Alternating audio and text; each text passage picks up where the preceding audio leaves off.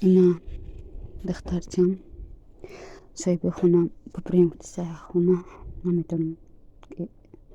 گیتو ببریم التماس اکا جانا کمک نین از اینا لباسمون کردی ای خونه برامدن در کوره ببریم نه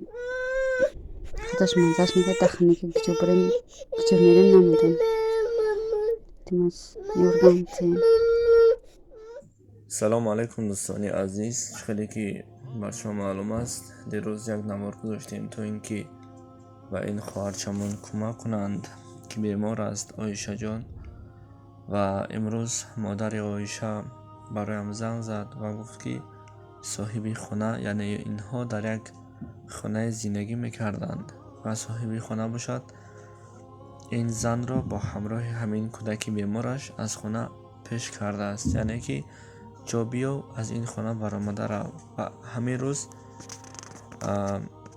بر من زنگ زد، یعنی که روزی 25 سپتامبر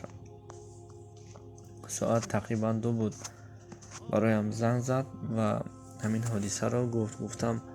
این حال که من دور هستم شما میتونید که بر من نوار فرستانید تا اینکه دیگرها باور کنند و باوری حاصل برآورند. از همین سبب دوستان عزیز، کسانی که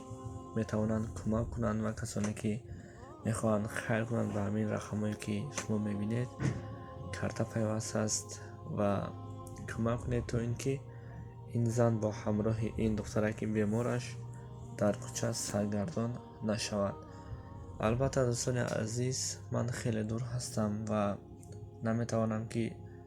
نزدش رفته نوار کنم، زیرا خلاص بر همه شما فهمه هست و اگر توانید کمک کنید و حتما این زن شوهر دارد ولی شوهرش آنقدر کمک نمیکند، حتی از حالش نمیپرسد. همین سبب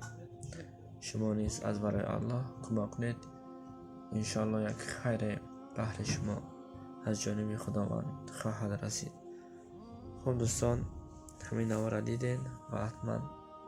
ایلادش باشه کمک کنین، باز خوبتر میشم.